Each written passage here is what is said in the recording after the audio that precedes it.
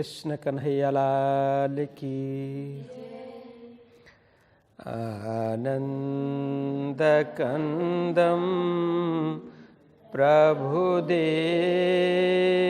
चंद्रम ब्रजेशरूपेण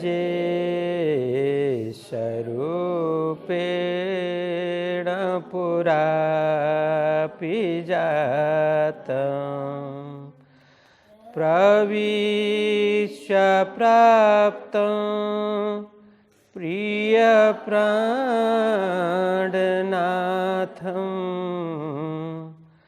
परेशपूर्णं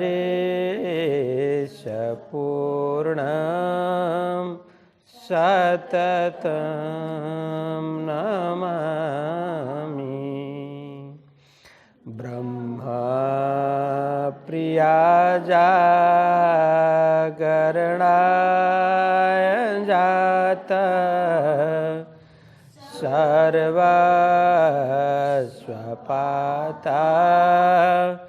भवसिन्धुत्राता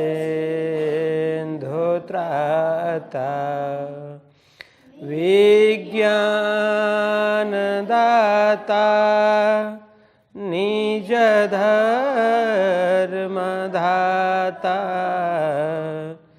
दीनैकबन्धो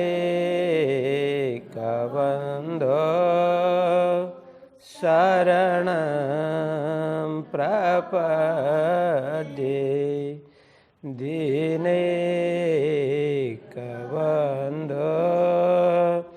शरणं प्रपद्ये। श्री कृष्ण कन्हैया लाल की। श्री सद्गुरु महाराज की। श्री प्राणनाथ प्यारे की। श्री पांच नवतनपुरी धाम की। जगद्गुरु आचार्य श्री 108 कृष्णमणि जी महाराज की। समस्त सुंदर साथ की प्रणाम। लालदास विरचित बीतक प्रशिक्षण चल रहा है। कल 14 प्रकरण की 29 चौपाई तक कल चर्चा हो गई। आज हम 30वीं चौपाई से आगे का प्रसंग श्रवण करते हैं। तो कल का प्रसंग था, तब श्री देवचंद्र जी ये सवाल किया मिहिराज, क्या है तेरे दिल में सो मुझे कहो आज। यह चौपाई 29वीं चौपाई, यहाँ तक प्रसंग हमने श्रवण कर लिया। देखो अब यहाँ अवगुण किस तरह से दूर कर सकते हैं, अवगुण को काढ़ने का मतलब अवगुण दूर करने का प्रसंग चल रहा है। प्राणनाथ जी महाराज परम धाम दर्शन एवं धाम धनी के दर्शनार्थ प्रयत्न कर रहे हैं। तो क्या करने से दर्शन होंगे?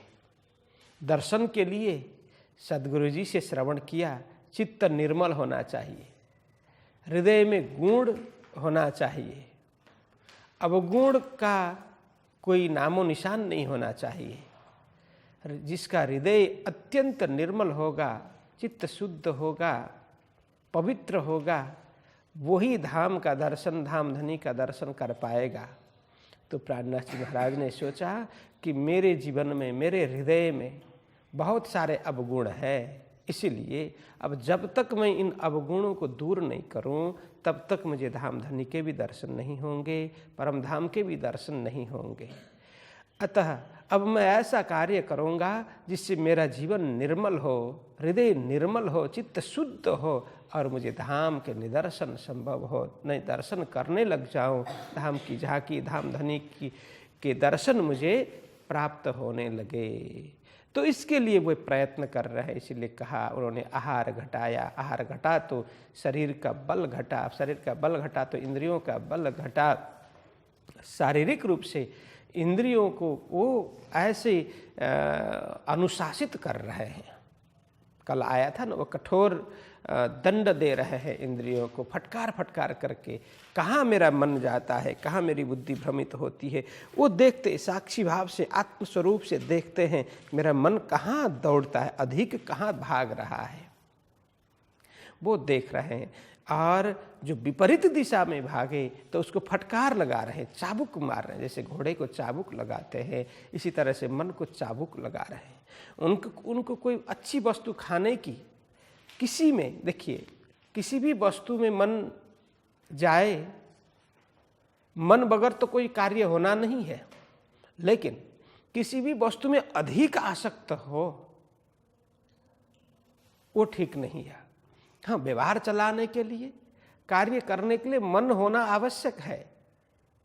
बिना मन का तो वो पुतला होगा, फिर मन चाहिए। लेकिन किसी भी वस्तु में, किसी भी व्यक्ति में, किसी भी विषय में आवश्यकता से अधिक मन जाए, यह नुकसानदायक है। इसीलिए कहा अति सर्वत्र वर्जयत, अति नहीं होना चाहिए, अति नहीं करना चाहिए।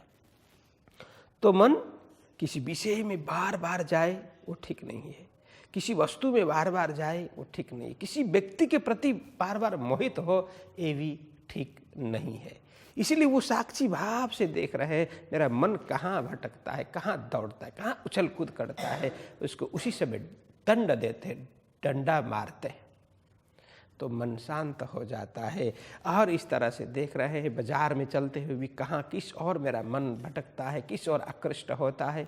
कोई दूसरे परिचित व्यक्ति, मित्र मंडल कोई भी दिखे, मिले, स्वजन परिजन बंधु बांधवजन कोई भी दिखे तो तुरंत उनको लगेगा अब उनसे बातें करनी पड़ेगी, बातें करने लगेंगे तो क्या कुछ उनकी भी चर्चा सुननी पड़ेगी, वो किस प्रकार से चर्चा करेंगे, मुझे अच्छा नहीं लगेगा तो उनके प्रति मेरा दुर्भाव होगा, उनके प्रति मेरी भावना गलत होगी। तो ये सब झंझट में मुझे पड़ना नहीं है। और वो बातें करते करते कहीं माया की बात करे, मेरे परवरदिगार, मेरे मालिक, मेरे स्वामी की बात से कोई अलग बात चर्चा न छिड़ जाए, इसीलिए उनसे मैं मुंह फिरा करके अन्यत्र, अन्य रास्ता अथवा तो उनको देखा अनदेखा करके मैं चल दूं। इस तरह से अपने मन को बार बार देख रहे हैं। तो ये प्रसंग चल रहा था। फिर बालबाई ने देखा, सदगुरु जी से अर्जी की। फिर सदगुरु जी बोलते हैं उनको क्या, तब श्री देवचंद्र जी ने सवाल किया, मिहिराज क्या है तेरे दिल में, सो मुझे कहो आज, तुम्हारे हृदय में क्या भाव है, क्या बात है, इस तरह से ये विरह से व्याकुल हो रहे हो, ये इसका कारण क्या पाना चाहते हो, ये मुझे बताओ। तो ये यहाँ तक प्रसंग चला था। तो आज हम आगे प्रसंग चलाते हैं। 30वीं चौपाई। मेरे अवगुण मुझको दिखाए देव तुम, तब कहा मुझको क्या पहचानत आत्म। अब प्राणनाथ जी ने कहा, सदगुरु जी ने क्या प्रश्न किया था, तुम्हारे दिल में क्या है, क्या भाव है, क्या पाना चाहते हो, ये मुझे बताओ, किस लिए ये विरह कर रहे हो। ये प्रश्न करने के बाद उत्तर क्या दे रहे हैं, मेरे अवगुण मुझको दिखाए देव तुम, हे गुरुदेव मेरे अंदर जो भी अवगुण है वो मुझे आप बता करके दिखा दीजिए, आप इंगित कर दीजिए, आप संकेत कर दीजिए मेरे अंदर क्या कुछ अवगुण है। मेरे अवगुण मुझको, मेरे अवगुण मुझे ही दिखाए देव तुम, आप दिखा दे। ऐसा कहा श्री मिहिराज जी ने। ऐसा कहने के बाद अब सदगुरु जी क्या बोलते हैं, तब कहा मुझको क्या पहचानत आत्मा। हे मिहिराज मुझको क्या पहचानत आत्मा। तो यहाँ कहते हैं कि तुम मुझे किस रूप से जान रहे हो, क्या पहचानत आत्मा। तुम अंतर्हृदय से मुझे क्या जानते हो, मेरी आत्मा को। यह कहने का मतलब क्या पहचानत आत्मा, मेरी आत्मा को तुम किस तरह से जानते हो। मात्र अब यहां आगे कहते हैं कि मुझे आत्मभाव से जानते हो, मात्र एक बाह्य शरीर के रूप में जानते हो, या आत्मा से श्रेष्ठ भाव, आत्मा से भी विशिष्ट कुछ मानते हो मुझे, क्या जानते हो, किस तरह से तुम आंकते हो, मुझे क्या, जैसे लोग साधारण भाषा में बोलते हैं ना, मुझे तुम पहचानते नहीं हो। पहचान रहा है, मित्र मित्र है, लेकिन बोलते हैं तुम मुझे जानते नहीं हो, मतलब उसके स्वभाव से वो क्या कर सकता है वो जानता नहीं, ये कहने का मतलब है। अब यह सदगुरु जी इस भाव से नहीं बोल रहे हैं, भाव अलग है, श्रेष्ठ है। वो बोलते हैं कि हे महाराज, अब बहुत उन्होंने पहले समझाया, तुम विरह नहीं करो, तुम शुद्ध इंद्रावती की आत्मा हो, इंद्रावती की वासना हो, निर्मल आत्मा हो, सारा कुछ बताया, फिर भी नहीं मान रहे। तब यहाँ आकर के बोलते हैं क्या पहचाना, पहचानत आत्मा, मेरी आत्मा को तुम किस तरह से देखते हो, किस तरह से जानते हो, क्या भाव से, किस रूप में पहचानते हो। आगे कहते हैं, व्रज की बातें सुनते पानी झरत है नैना, तब श्री देवचंद्र जी ने कहा क्यों रहे तन सुनते बैना।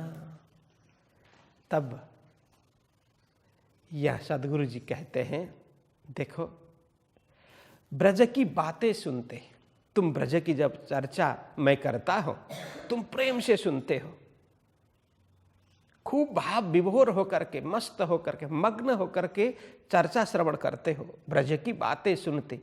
पानी झरता है नयन, तुम्हारे नेत्रों से, तुम्हारे नयनों से अश्रु बिंदु, आंसू गिर जाते हैं, आंसू झरते हैं, मानो झरना ही हो, झर झर झर करते हुए तुम्हारी आंखों से आंसू गिरते हैं। क्योंकि प्रेम में ऐसा होता है, कभी दुख हो तो भी आंसू आते हैं, दुख में आंसू गरम गरम आंसू होती है, और सुख में भी आंसू बहते हैं, वो ठंडी आंसू होती है। इसीलिए यहाँ कहा तुम्हारे नयनों से, नेत्रों से आंसू बहती है, आंसू गिरते हैं। तब श्री देवचंद्र जी ने कहा इतना प्रेम से तुम श्रवण करते हो, हर चीज, धाम की चर्चा, परम धाम की चर्चा, सब श्रवण तो करते हो, लेकिन क्यों रहे तन सुनते बैना। श्रवण तो प्रेम से करते हो, लेकिन क्यों रहे तन सुनते बैना। देखो सुनते बैन, वो वाणी, धाम की वाणी, ब्रज की वाणी, प्रेम की वाणी, रास की वाणी, वो श्रवण करते हुए तुम्हारा शरीर, तन, यहाँ मतलब तन मतलब तुम्हारा तन, यह वजूद, यह शरीर किस तरह से टिका रहता है, इसका अस्तित्व किस तरह से रहता है। अब यह भाव अलग है, क्यों रहे तन सुनते बैना। यहां मतलब जब मैं चर्चा करता हूं, मैं तो आंख बंद करके चर्चा कर लेता हूं, मुझे जो दर्शन होते हैं वही सुंदर साथ के समक्ष मेरी वाणी निकलती है उसी आधार पर। और मुझे ज्ञात है तुम भी बड़े प्रेम से श्रवण करते हो, लेकिन कुछ न कुछ तुम तन को रख रहे हो, पूर्ण रूप से तुम भीगे नहीं हो, नहीं तो रस मगन भई सो क्या गावे। यदि रस में पूर्ण रूप से मगन हो तो तुम्हारा शरीर का जो अस्तित्व है, शरीर है, ऐसा भी आभास नहीं होगा, तुम्हें भान ही नहीं होगा, बस सुनते जा रहे हो, मस्त हो रहे हो, उसमें शरीर को रखने का अथवा शरीर स्थित है वो भी तुम्हें भान नहीं रहेगा। जब आदमी दो तरह से आस्वादन नहीं कर सकता, किस तरह से, एक समुद्र का यदि पानी चखना हो अथवा वहां तैरना हो,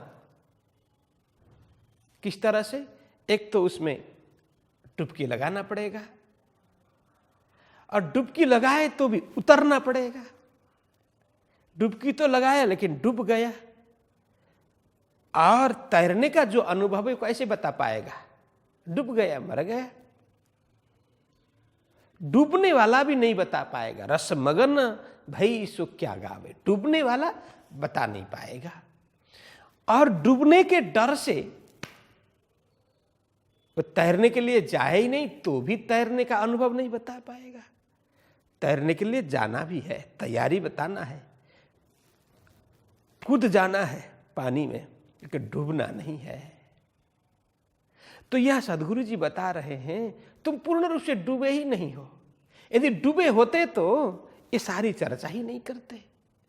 इतने प्रेम तुम्हारे दिल में है, मैं जानता हूं, तुम भी समझते हो, लेकिन जितना होना चाहिए उतना अभी हुआ नहीं है। नहीं तो चर्चा श्रवण करते करते तुम भी बोलते हो मेरे नयन से आंसू बहते हैं। आंसू बहते हुए तुम्हें कैसे पता चलेगा?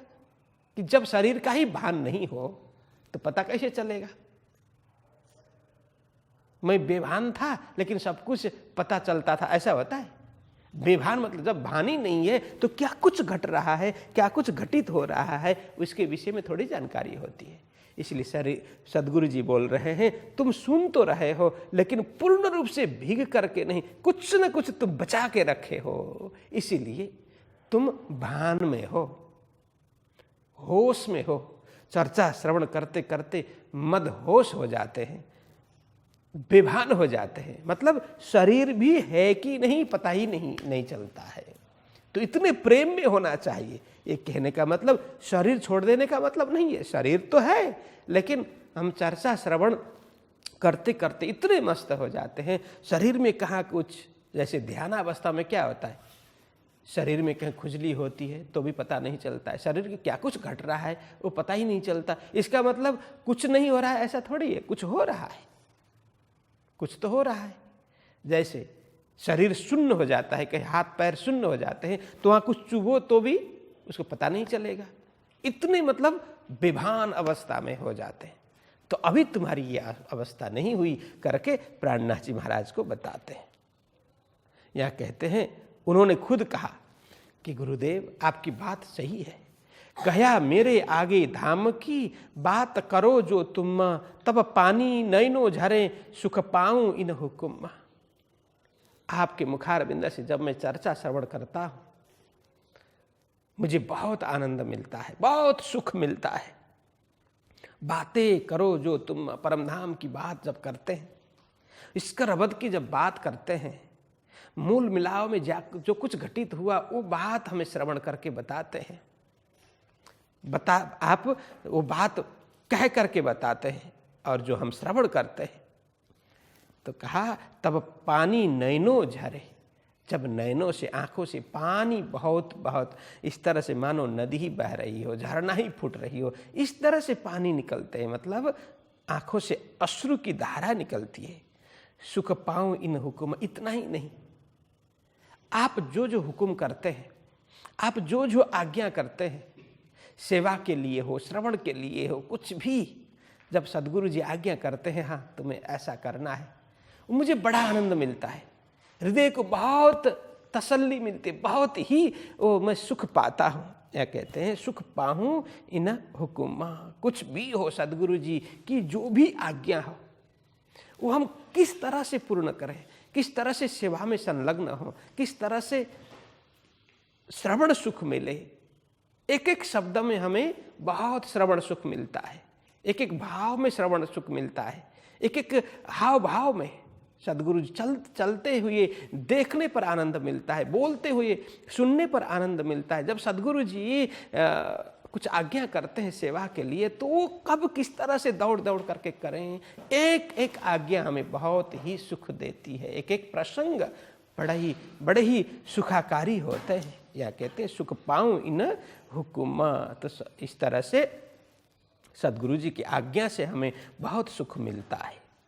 तो ये एक कहा, प्राणनाथ जी ये कह रहे हैं, कहते हुए बालबाई ने बोल दिया, वहाँ क्या बोला, तब बालबाई ने कहा क्या पहचाने धनी धाम, जो यह बात लौकिक है तिनसे होए ना पूरन मनोरथ काम।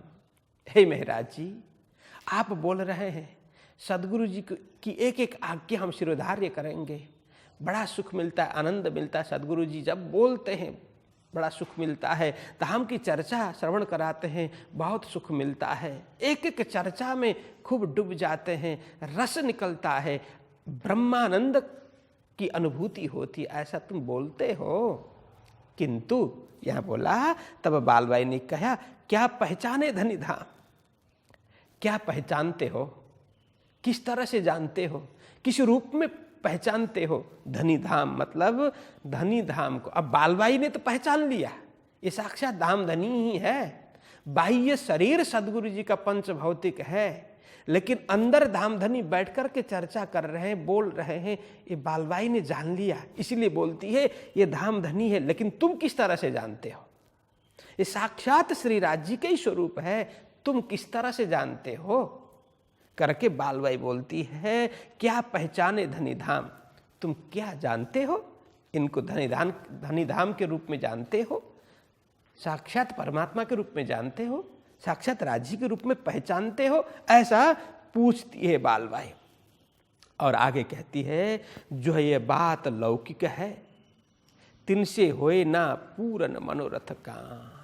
अब यहाँ देखिए, बड़ा गंभीर भाव है इसका। जो यह बात लौकिक है, यदि तुम सदगुरु जी को लौकिक भाव से जानते हो, मतलब मात्र गुरु या सदगुरु जी के रूप में जानते हो, जैसे दुनियादारी मानते हैं। दुनिया अपने अपने गुरु को तो सदगुरु बोल देते हैं, लेकिन सदगुरु होता कौन है? सदगुरु जी कौन है? जो आत्म दर्शन करा दे, परमात्मा दर्शन करा दे, धाम का दर्शन करा दे, मार्ग बता दे, वो सदगुरु है। यदि दूसरे लोगों की तरफ तुम मात्र लौकिक भाव से सदगुरु समझ रहे हो, मात्र लौकिक दृष्टि रख रहे हो, तो तिनसे होए ना पूर्ण मनोरथ काम। ऐसे भाव रखने से तुम्हारे मनोकामना, मनोरथ, इच्छा पूर्ति नहीं होगी। तुम सदगुरु जी को किस तरह से जान रहे हो? क्या भाव है आपके हृदय में? बताइए। आपके हृदय में जो भावना है सदगुरु जी के प्रति, वो स्पष्ट बताइए। यदि लौकिक भाव हो, बाह्य दृष्टि से ही तुम देख रहे हो सदगुरु जी के रूप में, लेकिन ऐसा भाव हो तो तुम्हारे मनोरथ सिद्ध नहीं होंगे। मनोरथ सिद्ध तब होंगे, कब? जो पहचान होवे स्वरूप की, तो पलक न रहवे नयन, प्रदक्षिणा फिरता रहे, और मुख न निकसे बैन। या कहते हैं, जो पहचान होवे स्वरूप की, यदि आपको पूर्ण रूप से सदगुरु जी की पहचान हो, जो पहचान होवे स्वरूप की, यदि पूर्ण रूप से आप साक्षात धामधनी के स्वरूप, बाह्य शरीर को न देख करके उनके हृदय में जो शक्ति बैठी हुई है, शक्ति विद्यमान है, वो साक्षात धामधनी की शक्ति है। क्योंकि तुम्हारे अंदर आकार में आए के बैठे हम तो वादा की थी राज्य ने, तो सदगुरु जी के हृदय में जाकर के विराजमान हुए हैं। पूर्ण रूप से राज्य सदगुरु जी के हृदय में ही विराजमान है। ऐसा भाव जब तक तुम्हारे हृदय में नहीं प्रकट होगा, तब तक तुम्हारी इच्छा पूरी नहीं होगी, तुम्हारे कोई मनोरथ सिद्ध नहीं होंगे। या कहने का मतलब है, सदगुरु जी और राज्य में कोई अंतर नहीं है। सदगुरु जी के भीतर, उनके अंदर ही राज्य की पूर्ण शक्ति बैठी हुई है। यह कहने का मतलब है, जो पहचान होवे स्वरूप की, तो पलक न रहवे नयन। तुम सदगुरु जी को देखते रहोगे, फिर दर्शन करते रहोगे, तुम्हारी जो पलक है, पलक भी गिरेगी नहीं, एक टक तुम देखते रह जाओगे। जब हमें अतिशय प्रिय वस्तु दिखाई देती है, तो पलक झपकाने की भी इच्छा नहीं होती, देखते रहें। तो पलक झपकती है तो हमें लगता है कि कहाँ पलक व्यवधान कर रही है, इतना रस निकल रहा है, इतना आनंद मिल रहा है, और ये पलकें हैं वो डिस्टर्ब कर रही है, पलक बिना झपकाए। जैसे हम किसी टीवी में सीरियल देखते हैं अथवा कोई देखते हैं, बड़ा रोचक प्रसंग आया, ऐसा आया, तो हमारी आंखें ऐसी बड़ी बड़ी हो जाती है कि मानो पलकें झपका ही ना, ऐसा होता है ना। तो यही बोलते हैं, यदि सदगुरु जी को तुमने पूर्ण रूप से परमात्मा के रूप में, धाम धनी के रूप में, साक्षात श्री राज्य के रूप में तुमने यदि पहचाना तो ये दशा तुम्हारी होगी। लेकिन मुझे विश्वास है तुमने अभी तक ऐसा पहचाना ही नहीं है, इसीलिए तुम्हारी नयन झपक रही है और चर्चा श्रवण करते हुए भी तुम भान में हो और ये सारी बातें वो उथल पुथल तुम्हारे अंदर हो रहा है। या कहते हैं तो पलक न रहवे नयन, तो चर्चा करते करते अपलक होना। नयन अपलक मतलब पलक झपकते नहीं है। गुजराती में झपकारो के शू कहे? आम हो तो शू कहे? पलकारा? हाँ, यारे आंख झपके नहीं कि पलक झपके, पलकारा मारवानो कहे ना। तो ये पलक ही नहीं झपकती। जब हमें इतना आनंद आता है दर्शन करते करते करते, मानो पलक झपक गई तो हमें लगता है कि ओहो मैं क्या कुछ मेरे अंदर मेरे बीच में व्यवधान हो गया, अवरोध हो गया, पर्दा आ गया। ऐसा लगता है जैसे गोपियां कृष्ण दर्शन में इतनी मशगूल हो जाती थी, उनकी आंख की पलक झपकती नहीं थी जब तक कृष्ण सामने खड़े हैं। एक नयन से, अपलक नयन से वो कृष्ण निदर्शन करती थी। तो यही कहते हैं तो पलक न फेरे नयन, कभी भी आंख इस तरह से पलकारा भी नहीं मारती। यदि सदगुरु जी को धाम धनी के रूप में तुमने यदि पहचाना होता तो ऐसी स्थिति होती। और क्या? रात दिन दे प्रदक्षिणा मुखना निकसे बहन। तुम परमात्मा के दर्शन के लिए, परमधाम के दर्शन के लिए उतावल करते ही नहीं। क्या करते? साक्षात धाम धनी तो मेरे सम्मुख, मेरे साथ में विराजमान है, मैं उनके चरण में बैठा हूं। और क्या करते? रात दिन प्रदक्षिणा दे। तुम सदगुरु जी की परिक्रमा करते रहते, प्रदक्षिणा करते रहते, मुखना निकसे बैन, किसी तरह से अन्य बात, अन्य चर्चा तुम्हारे मुख से निकलती ही नहीं, अन्य बात में तुम उलझते ही नहीं। सदगुरु जी की चर्चा, सदगुरु जी के दर्शन करते करते निहाल हो जाते, उनकी परिक्रमा करते करते प्रेम में मस्त हो जाते, उनकी वाणी श्रवण करते करते बस अपने जीवन को धन्य बनाते, उसी में डुबो देते। लेकिन ऐसा मुझे लगता है कि तुम्हारे अंदर नहीं है। यहाँ बताते हैं रात दिन दे प्रदक्षिणा। तो यह रात दिन प्रदक्षिणा मतलब क्या है? सशरीर प्रदक्षिणा देने की बात नहीं है। यहाँ सशरीर भी देते हैं प्रदक्षिणा, परिक्रमा, और शरीर नहीं हो फिर भी प्रदक्षिणा दे सकते हैं। कैसे? जैसे श्वास श्वास निज नाम जपो वृथा श्वास मत खोए। एक एक श्वास में निज नाम जपने का मतलब क्या है? काम करते हुए भी काम करता अति घणु पड़ खिण नमु के नेह। वो गोपियों का भाव है ना, ब्रज में जो गोपियां करती थी, काम तो कर रहे हैं, शरीर से काम कर रहे हैं, हाथ पैर चल रहे हैं, कितना काम होता था तब, फिर भी श्वास श्वास में श्री कृष्ण को याद करती थी। इसी तरह से यह बालबाई कहती है यदि तुमने सदगुरु जी को धाम धनी के स्वरूप में यदि जाना होता, पहचाना होता, तो तुम दिन रात परिक्रमा लगाते, दिन रात प्रदक्षिणा करते रहते, जहां भी रहते, शरीर से हो शरीर से, मन से हो मन से, तन मन जो भी हो। शरीर यहाँ नहीं है, बाहर किसी काम में गए हो, फिर भी मन सदगुरु जी के चारों ओर घूम रहा होता है। जैसे हम कहीं जाते हैं, हम चाहें तो क्या यह मन से परिक्रमा करते ही रह सकते हैं ना। नौतनपुरी धाम में यदि हमारा शरीर यहाँ नहीं है, कहीं बाहर है, काम वहाँ कर रहे हैं, लेकिन नौतनपुरी धाम में अब आरती के समय में आरती में पहुँचे, आरती के दर्शन कर रहे हैं, क्या कुछ सेवा है, सेवा कर रहे हैं और परिक्रमा कर रहे हैं। अब खिजड़ा जी में पहुँचे, खिजड़ा जी से आगे सदगुरु जी के गादी मंदिर के सम्मुख पहुँचे, वहाँ से इधर आए तो इधर जहाँ महाराज श्री बैठे उधर गादी की ओर आए, फिर आगे फ्रंट में पहुँचे, सम्मुख पहुँचे, वहाँ से दर्शन किया, फिर ध्वजा के नजीक गए, वहाँ से दर्शन किया, ऊपर कलश तक दर्शन किया, ध्वजा तक दर्शन किया, फिर घूमते रहे। क्या मन से भी परिक्रमा हो रही है ना? ये है मन से परिक्रमा करने का मतलब यह है। जब तन नहीं है, मन से परिक्रमा करें, तन हो तो तन और मन से परिक्रमा करें। यहाँ कह रहे हैं कि रात दिन दे प्रदक्षिणा, दिन रात प्रदक्षिणा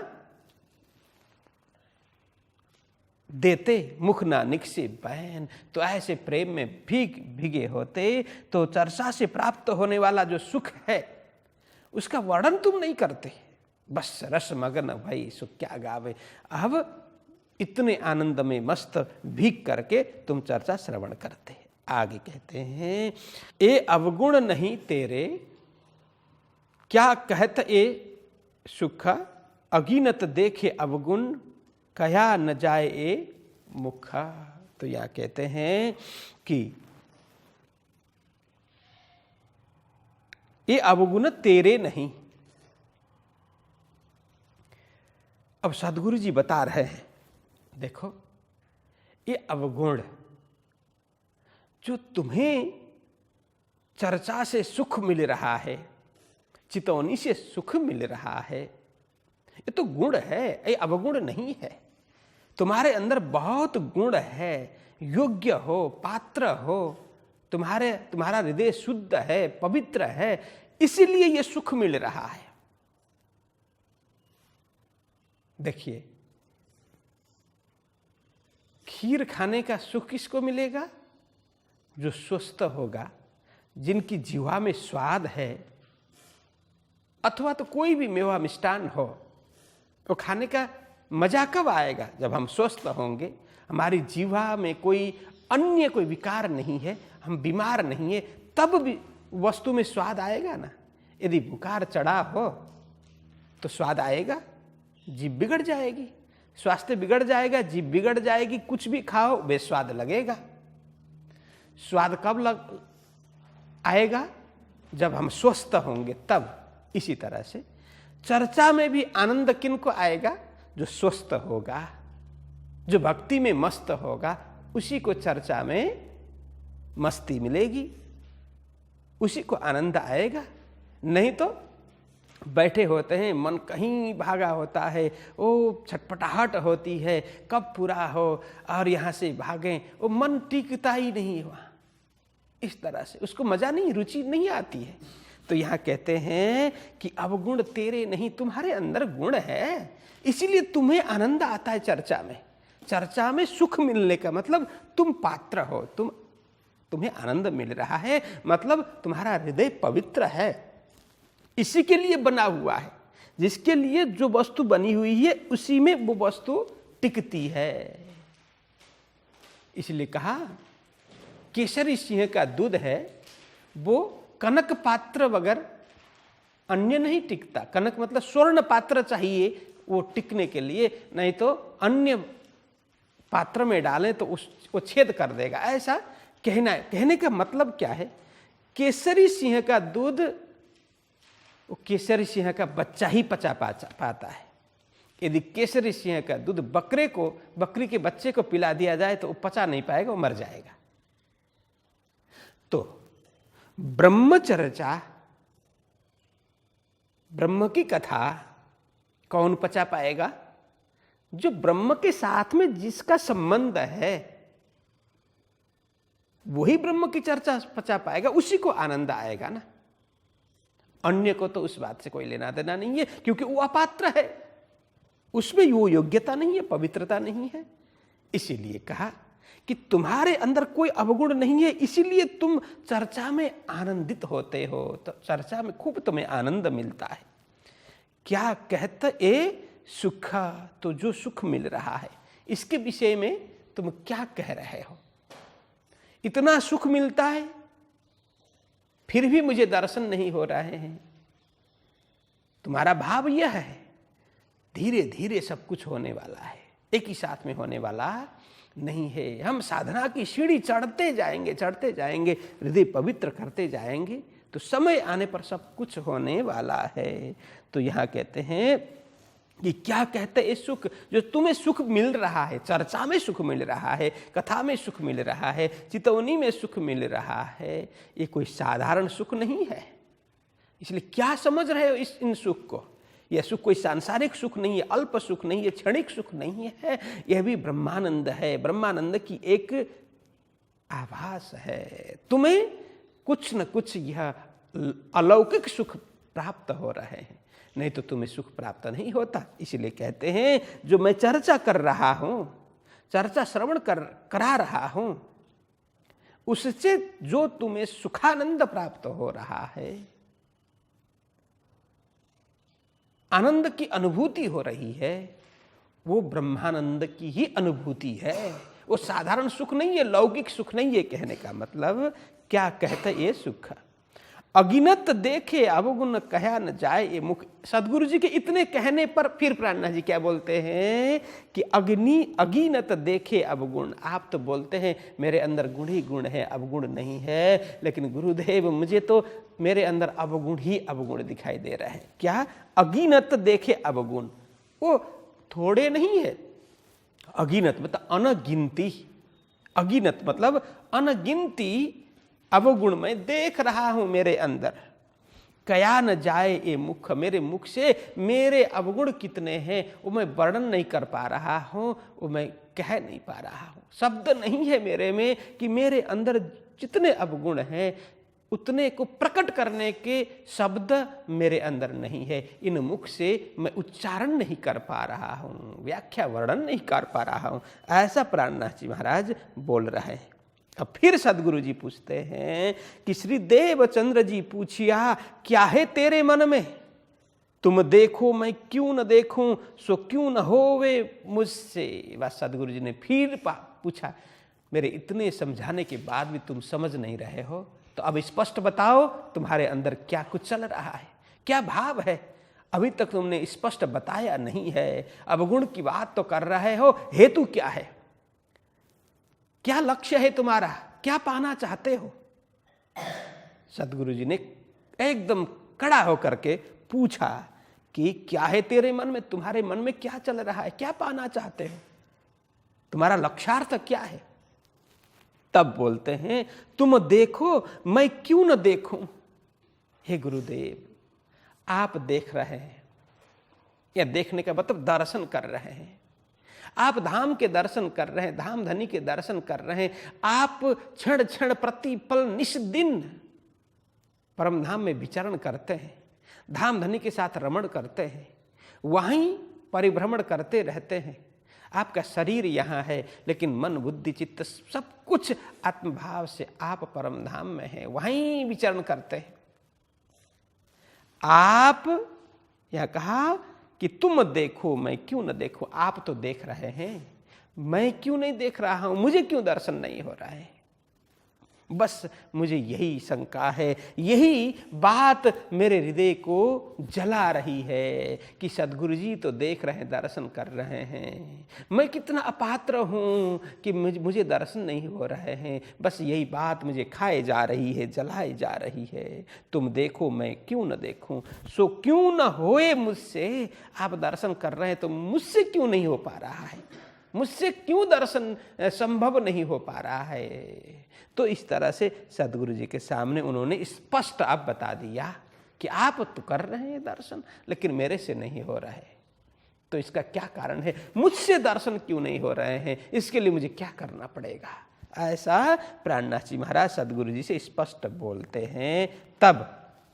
तब यह कहा, यह वस्तु हुकुम की सो होवे एक ही ठौर, मोहे उठाए तुम बैठो परना होवे काहूं। और अब सदगुरु जी ने कहा, अच्छा ये बात है, तुम देखना चाहते हो, तुम्हारे हृदय में ऐसा है कि मेरे सदगुरु जी तो दर्शन कर रहे हैं, मैं क्यों दर्शन नहीं कर पा रहा हूं। तुम्हें दर्शन की बहुत व्याकुलता है, तीव्रता है, जल्दबाजी है, तुम ऐसा दर्शन करना चाहते हो। तो यह कहते हैं यह वस्तु हुकुम की, देखो ये चाहने से होता नहीं है, मात्र चाहने से ये कुछ नहीं होने वाला। एक तो ये हुकुम की बात है, जो राज्य जिनके ऊपर हुकुम करते हैं, जिन में आज्ञा करते हैं, राज्य की आज्ञा से ही ये संभव होगा। हमारे चाहने से कुछ नहीं होगा। हम साधना करें, खूब साधना करें, लेकिन राज्य की इच्छा नहीं होगी, तब तक मात्र साधना करने से भी हम सफल नहीं होंगे। राज्य की इच्छा मतलब पूर्ण रूप से राज्य की अनुकंपा। साधना करते करते करते करते करते और उनका अनुग्रह अनुकंपा भी उतनी ही आवश्यकता है। राज्य की आज्ञा जहां पर होगी उसको ही यह लाभ प्राप्त होगा, उसका चित्त शुद्ध होगा, मन निर्मल होगा, हृदय शुद्ध होगा, सब कुछ है, धीरे धीरे उसको आभास होगा। लेकिन पूर्ण रूप से राज्य के दर्शन, परमधाम के दर्शन, उसके लिए तो धाम धनी की आज्ञा ही जरूरत है। उनके हुक्म से ही ये होने वाला है।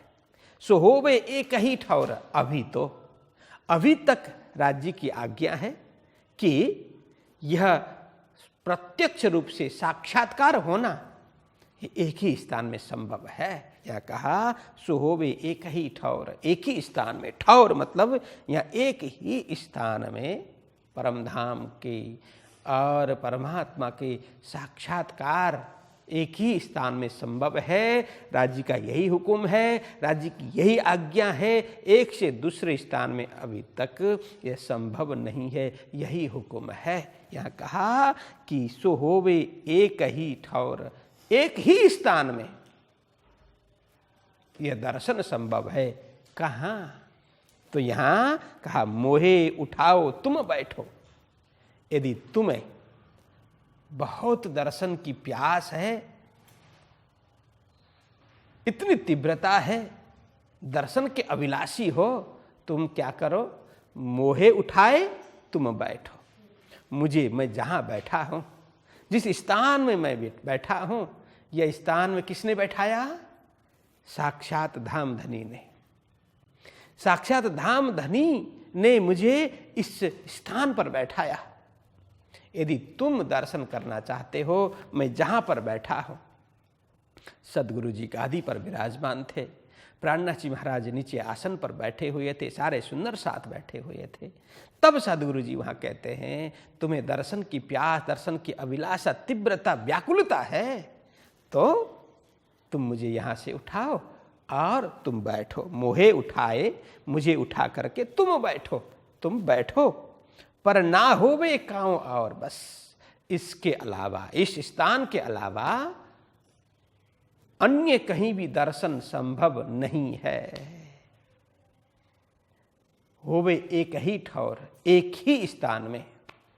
मेरे बाद तुम्हें दर्शन होना है, लेकिन उतावल करते हो तो मुझे उठाओ इस आसन से और तुम बैठो। बैठते ही संभव है। राज्य की यदि आज्ञा हो, यहां कहा ना कि यह वस्तु हुक्म की, बैठने के बाद में भी यदि हुक्म नहीं हो तो नहीं होगा। यदि राज्य का हुक्म हो, आज्ञा हो, तो मुझे उठाओ, तुम बैठो। हो सकता है मेरे अंदर जो शक्ति है तुम्हारे में ट्रांसफर हो जाए और तुम्हें दर्शन होने लग जाए।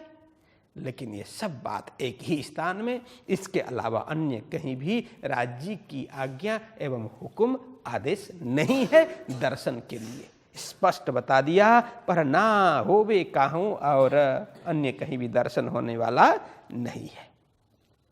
इस प्रकार से जब सदगुरु जी ने कहा, इतनी मतलब नौतनपुरी धाम कितना पवित्र है, ये महान तीर्थ, श्री कृष्ण प्रणामी धर्म का प्रमुख तीर्थ, आचार्य पीठ। इसलिए कहा किसी भी संप्रदाय का आचार्य पीठ सबसे प्रमुख स्थान होता है, बहुत महत्व उसका होता है, बहुत महिमा होती है। और यह तो साक्षात धाम धनी पूर्ण ब्रह्म परमात्मा की आज्ञा से उन्होंने ही स्थापना की इस आचार्य गद्दी की, इस पीठ की।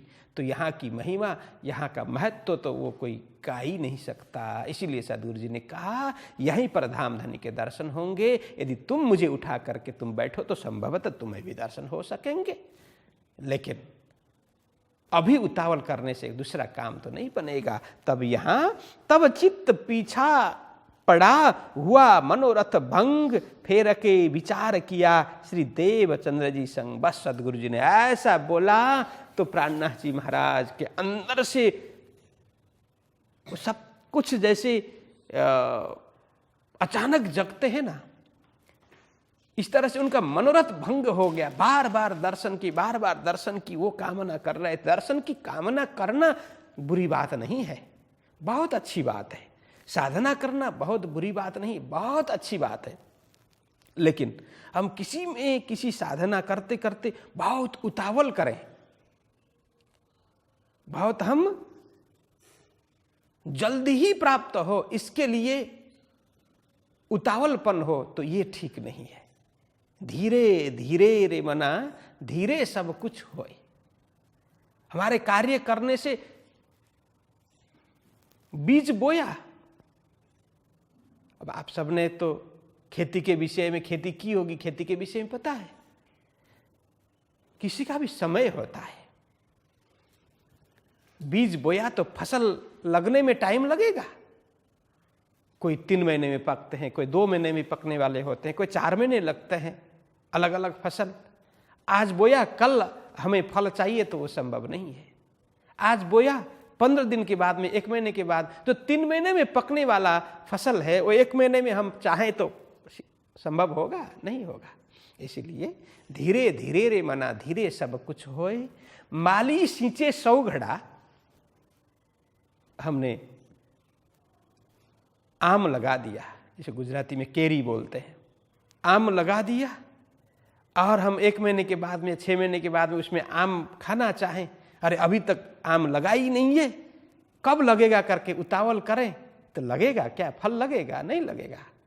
उसका संरक्षण करना होगा, देखते रहना होगा, उसकी जतन करनी होगी। फिर धीरे धीरे धीरे 1-2 साल में, 2-4 साल में उसमें फल लगने लग जाएंगे।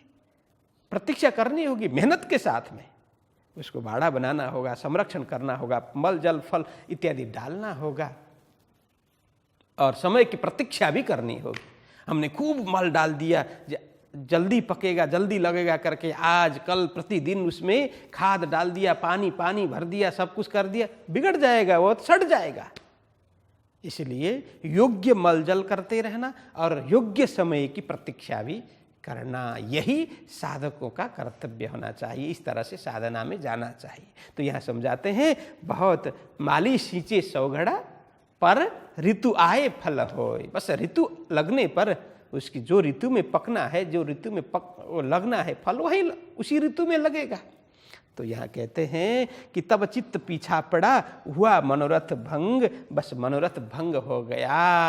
ये सब अब मुझे सदगुरु जी को उठा करके मैं बैठूं, तो एकदम वो शांत हो गए, मनोरथ भंग हो गया। फिर के विचार किया श्री देवचंद्र जी संग।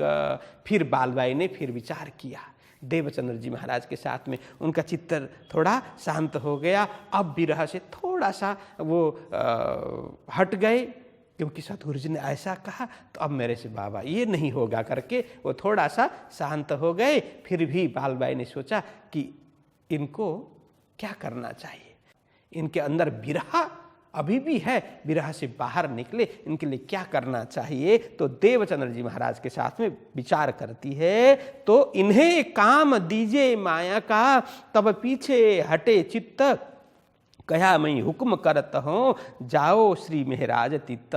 बालबाई ने कहा कि गुरुदेव इन्हें, महाराज को काम दीजिए माया का, किसी लौकिक कार्य में उनको उलझा दीजिए, किसी कार्य में लगा दीजिए, ताकि उनका माइंड डाइवर्ट हो। इधर जो विरह कर रहे हैं ना, अभी थोड़ा शांत लग रहे हैं, लेकिन पूर्ण रूप से उनको विरह से बाहर निकालने के लिए किसी कार्य, विशेष कार्य में उलझा देना चाहिए। तो कहते हैं इन्हें काम दीजिए माया का, तब पीछे हटे चित्त, तब ही इनका चित्त पीछे हटेगा। मतलब जो दर्शन की अभिलाषा लेकर के बैठे, विरह बार बार कर रहे हैं, उससे बाहर ये निकल जाएंगे। तब कहा मैं हुक्म कर, तब सदगुरु श्री देवचंद्र जी महाराज ने बोला कि हुक्म करता हूँ, मैं हुक्म करता हूँ, मैं आज्ञा करता हूँ, मैं कुछ काम सौंपता हूँ अब महाराज को। तो बुला करके कहा जाओ महाराज तित है महाराज, मैं जहाँ भेज रहा हूँ आप वहाँ जाओ। कहाँ भेज रहे हैं? तो यहाँ कहा तब गुजरात भेजिया एक बहाना ले, जब चले गुजरात को जोश फिरा तिन से। अब सदगुरु जी ने कहा देखो एक महत्वपूर्ण काम है, कितने समय से मैं सोचता था, कुछ वस्तु चाहिए, कुछ पुस्तकें चाहिए मुझे।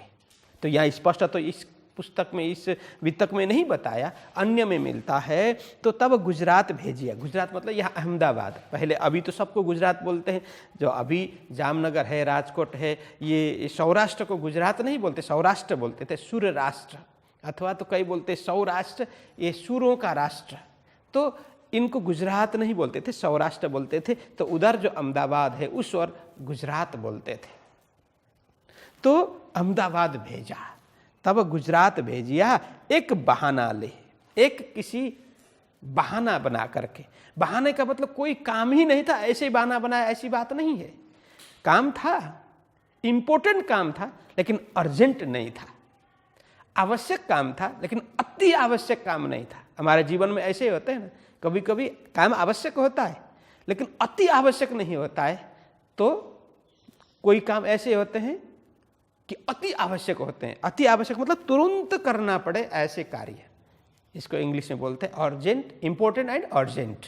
इंपॉर्टेंट मतलब महत्वपूर्ण है, लेकिन अति महत्वपूर्ण, अर्जेंट, इसी समय करना पड़े ऐसा कार्य वो नहीं था कि सदगुरु जी ने, इसीलिए बहाना शब्द यहाँ बताया कि बहुत आवश्यक था, अति आवश्यक, आज ही चाहिए अथवा 2-4 दिन में चाहिए ऐसा नहीं था, लेकिन अब थोड़ा लंबा समय के लिए करना है, इसीलिए उनको भेजा बहाना लेकर के। एक बहाना लेकर के भेजा कुछ पुस्तकें लेने के लिए। तो यहाँ बोलते हैं अलग अलग ग्रंथ में अलग अलग कुछ मिलते हैं। जैसे उन्होंने कहा कि हरिवंश पुराण, ब्रह्म वैवर्त पुराण, पुराण संहिता और कुछ पुस्तकें ऐसे लेने के लिए उन्होंने अहमदाबाद भेजा, तब वहीं वो पुस्तक मिलते थे, ऐसा वर्णन है।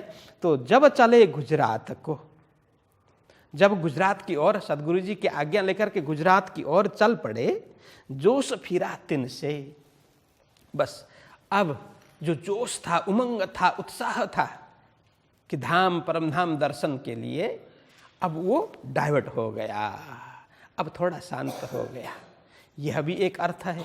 और दूसरा अर्थ विद्वान लोग करते हैं कि जोश फिरा तिन से, कोई हुकुम के स्वरूप धामधनी, जो परमात्मा अलग अलग रूप में, अलग अलग शक्ति में प्रकट होते हैं किसी भी कार्य सिद्धि के लिए, तो प्राणनाथ जी महाराज के सहायता के लिए कोई जोश का स्वरूप आकर के उनकी सहायता की, ऐसी भी बात करते हैं। ये परंपरागत ऐसी बात बोली जाती है। तो यह 2 अर्थ मैंने बता दिया। एक कि जो परम धाम देखने का जोश, उमंग, उत्साह, अतिशय था ना, वो शांत हो गया, फिर ना, मतलब जोश फिर गया। अब सदगुरु जी ने कहा तो अब उनको हो गया, मुझे बाद में तो होना ही होना है, तो अभी उतावल करने से कुछ काम बनेगा नहीं। तो सदगुरु जी को उठा करके मैं बैठूं, ये तो कोई संभव ही बात नहीं है, ये तो मेरे से होने वाला नहीं है।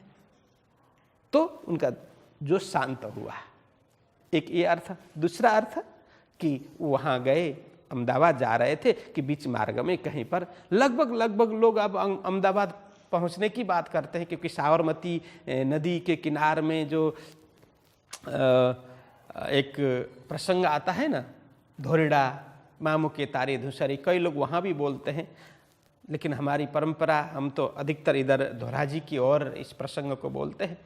जो भी हो, लगभग वहाँ पहुँचने वाले थे, तो वहाँ जोश ने कोई एक अपरिचित व्यक्ति आकर के कुछ एक पोटली में कुछ सामान लेकर के अपरिचित व्यक्ति आता है और बोलता है तुम कहाँ जा रहे हो। तब वो बोलते हैं मुझे ये मेरे सदगुरु जी की आज्ञा है, मुझे हरिवंश पुराण, ब्रह्म वैवर्त पुराण, पुराण संहिता आदि ग्रंथ चाहिए, तो मैं वही लेने के लिए अहमदाबाद जा रहा हूँ। तो उन्होंने कहा अरे ये तो सारे मेरे पास है, तुम्हें यही चाहिए ना? तो दिखा दिया, हाँ यही चाहिए, तो चलो ये लेकर के जाओ करके उन्होंने वापस भेज दिया जल्दी। तो कहा जोश फिरा तिन से। श्री महामती कहे ए मोमिनो सुनियो यह बितक, आगे फिर कहता हूँ जो आज्ञा है हक। अब लालदास जी महाराज ये सारा प्रसंग समेट करके बोलते हैं, देखो महामती कहे मोमिनो, है सुंदर साथ जी, सुनियो यह बितक, यह महत्वपूर्ण बितक, ये बहुत ही महत्वपूर्ण बितक आप अच्छी तरह से श्रवण करो। आगे फिर कहता हूँ, मैं आगे फिर अन्य वितक जो जो प्रसंग हुआ, जो जो घटित हुआ, वो सब मैं आगे फिर चर्चा करूंगा, वर्णन करूंगा। जो आज्ञा है हक, मेरे अंदर कोई ऐसी शक्ति नहीं है कि ये संपूर्ण वितक को मैं वर्णन कर सकूं, लेकिन जो भी आज्ञा होगी धाम धनी की, जो भी आज्ञा राज्य की होगी, जिस तरह से वो बुलवाएंगे, जिस तरह से वो लिखवाएंगे, मैं उसी तरह से सुंदर साथ के सम्मुख सुंदर साथ के लिए वर्णन करूंगा, सुंदर साथ के लिए कहूँगा या लिखूंगा। इस तरह से लालदास जी महाराज यहाँ इस प्रकरण को पूरा करते हैं, जो आज्ञा है हक। बोलिए कृष्ण कन्हैया लाल की। श्री महामति कै मोमिनो,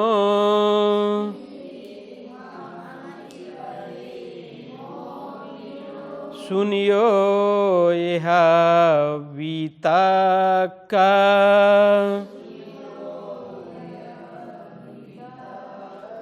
आगे फेर कहत हूँ,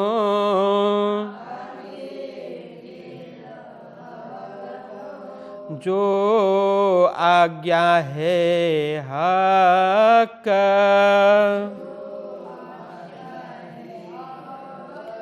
जो आज्ञा है हक।